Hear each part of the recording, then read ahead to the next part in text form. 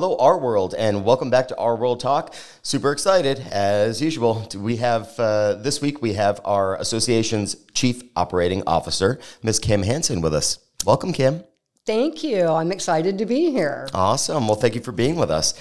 So as you guys know, on our second episode of this podcast, we did have our fabulous CEO, Mrs. Deanna Hall, that was with us and gave us an association update on all things that are happening around the association, the MLS, and we did hear about the MLS from Mr. Jeffrey Levine as well. But I asked Kim if she would come in, be on the podcast with us this morning to give us the sort of mid-year update on all things that are happening with the association and BeachesMLS. So, Kim, I will leave it to you to just give us a rundown of all the exciting things that have been happening in our world. Excellent, excellent.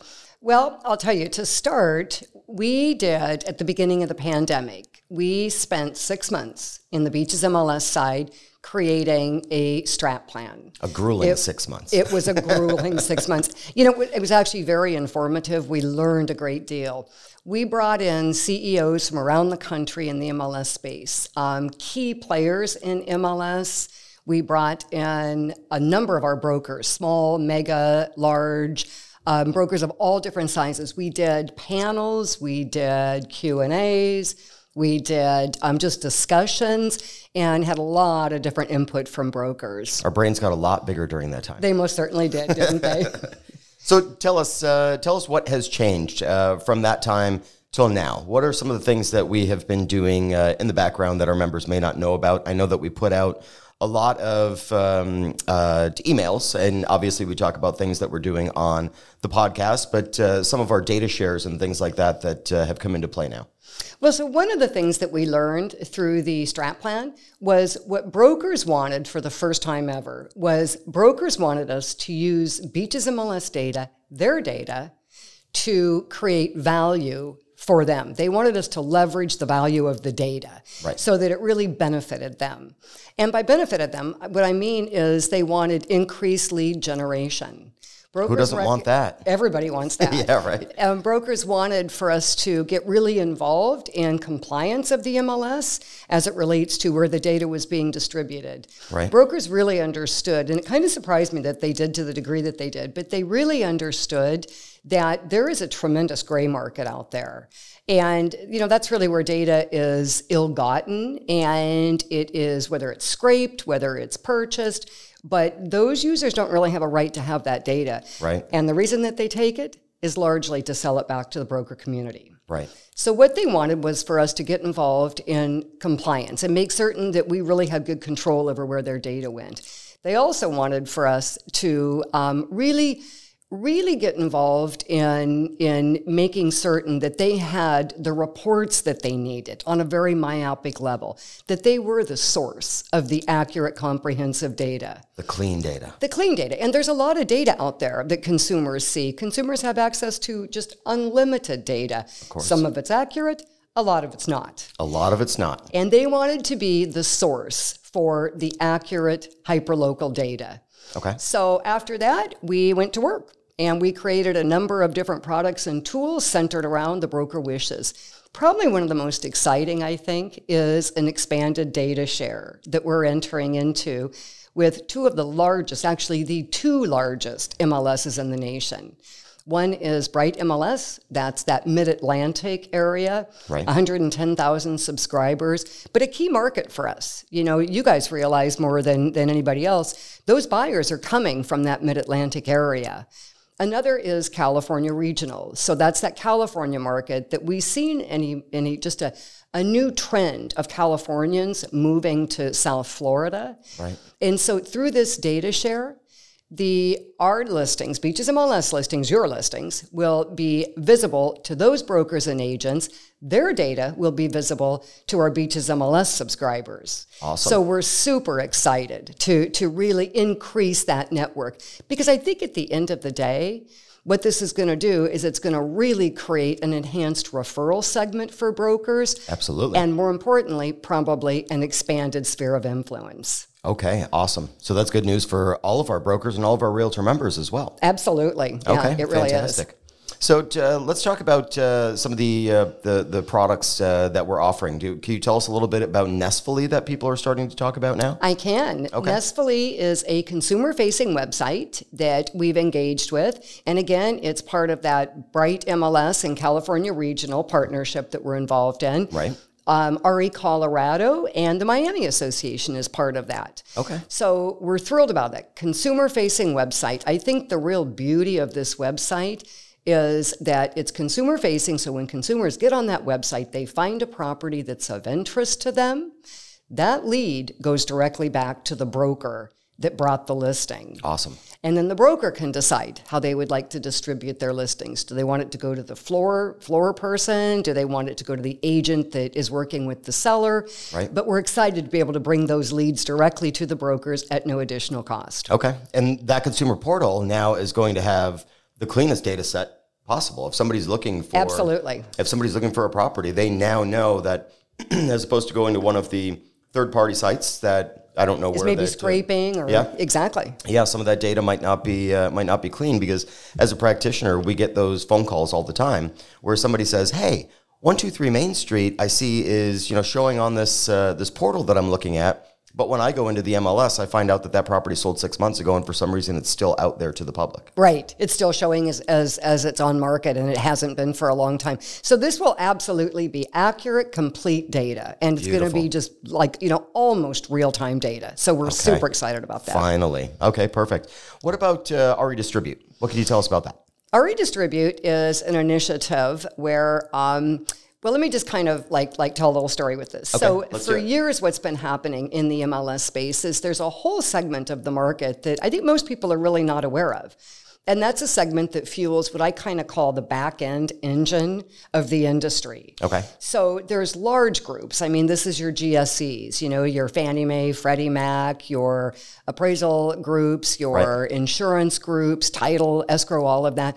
This is where lenders get to hedge their risk. Absolutely, absolutely. And they need the data to be able to do that. They have to understand the risk evaluation. For sure. So they need accurate, clean data.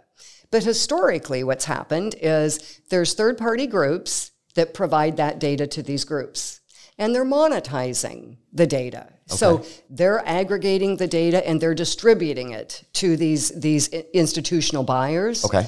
And with that, the brokers were never being compensated. So what we're doing is, as a part, in the REdistribute program, we're a part owner in that. What we're doing is we're really cutting out that middleman, and we are now assembling the data, compiling it, aggregating, normalizing it, so that we can provide it to those legitimate buyers. Okay. And our brokers, this is the best part, our brokers sometime next year, 2024, will begin receiving royalties based on their listing input. Okay.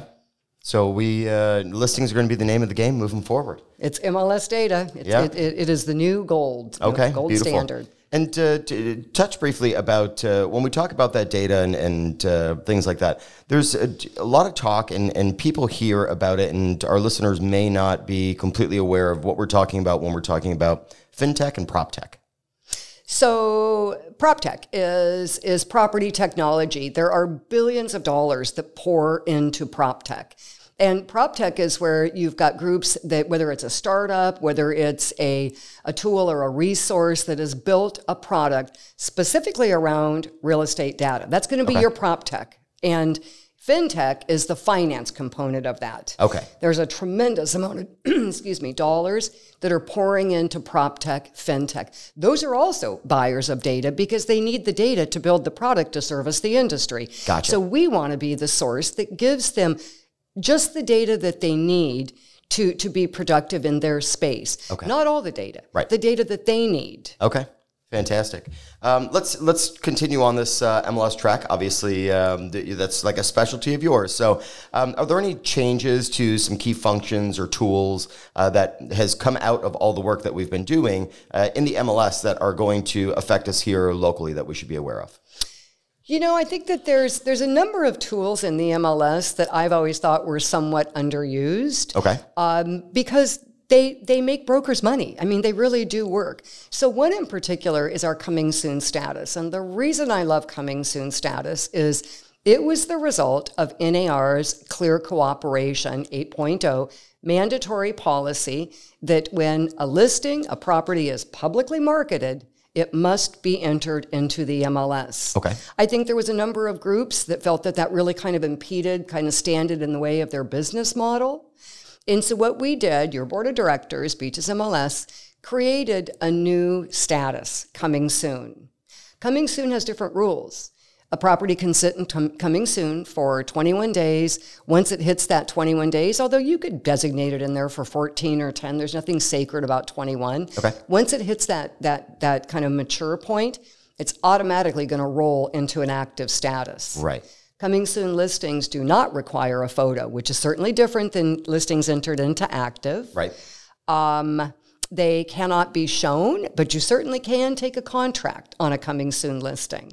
I've seen a lot of people doing that. You see something that's in coming soon, and next day it absolutely goes pending. It goes pending. Yep. What we know is coming soon listings, they go under contract 7 days faster than listings that are entered directly into the active status, and they close 5 days quicker. So the status really does work. We're also very careful in tracking it, making certain that it's being misused as little as possible. I mean, everything can be misused, right? If people are dedicated to misusing something, they're going to do it. Right. But what we know through trackability... Sometimes it could be a mistake. Sometimes it could people be a are trying to mistake. cheat the system. And when people call us, we certainly are wanting to hear from them. All we want is accurate data. Absolutely. And everybody following the same set of rules. Right. Fair playing field for all. Absolutely, which is the way it should be, right? Absolutely. And so what we know is that there's actually less what I'm going to call broker double dipping in the coming soon status. So brokers are not using that status, as far as we can see, to sell it themselves? To sell it themselves and keep it off market. They're actually, we see increased cooperation between brokers. Major misconception about what's happening. It's a major misconception. Okay. Yep. Well, that's fantastic. You mentioned photos. So why don't you tell us a little bit about our preferred photographer program, because we get a lot of people that I know just in my office, people will come into me and say, Chris, somebody stole my photos from the MLS. Let's talk about the preferred photographer program and why that would be a benefit for the agents to use.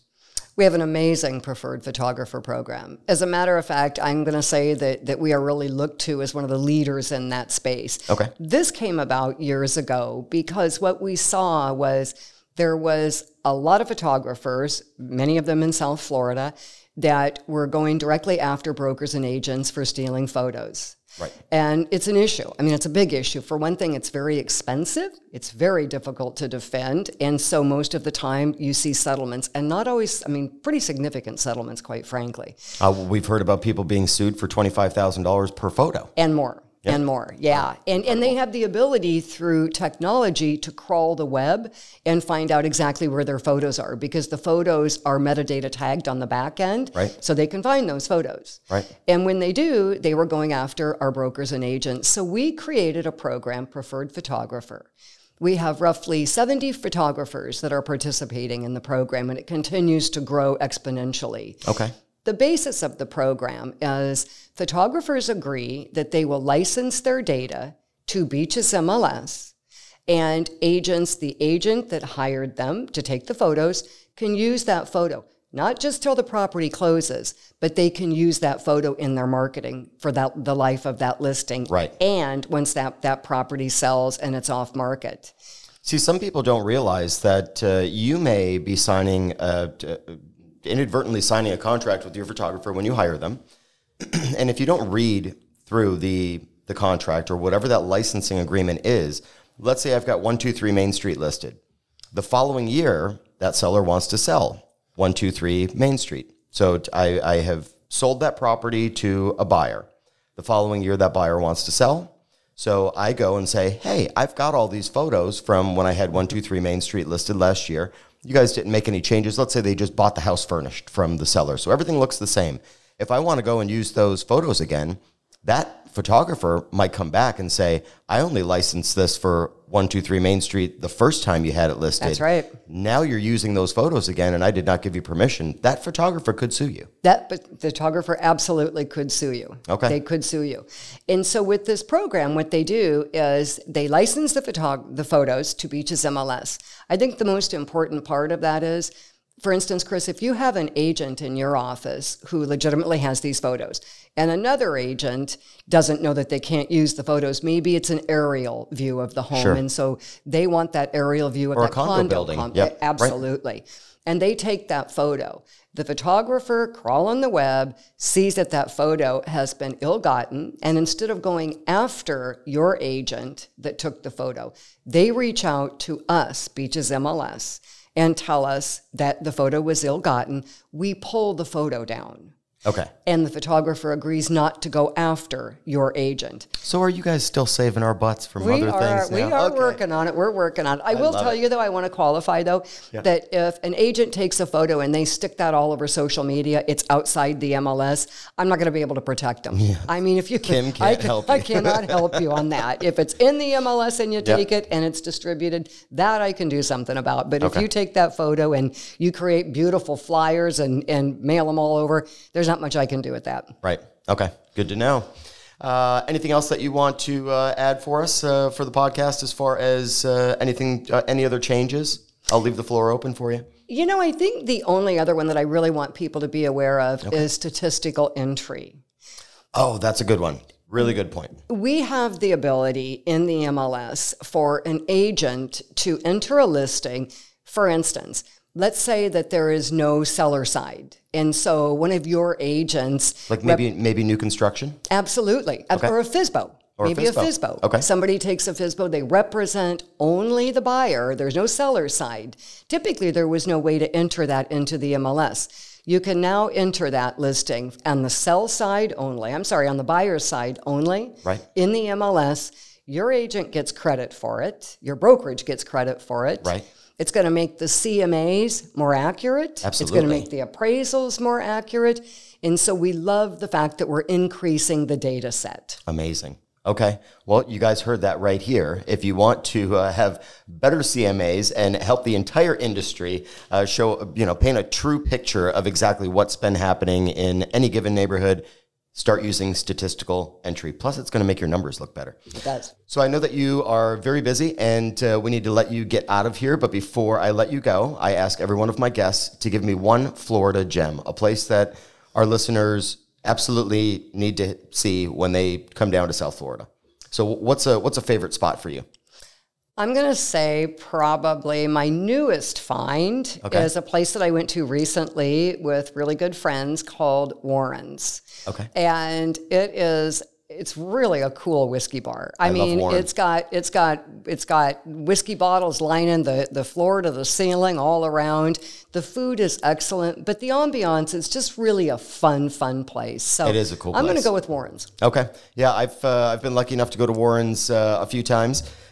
For you guys that are listening, I was actually there at Warren's with Kim. It was for our past president, Mr. Carlos Melendez's birthday last weekend.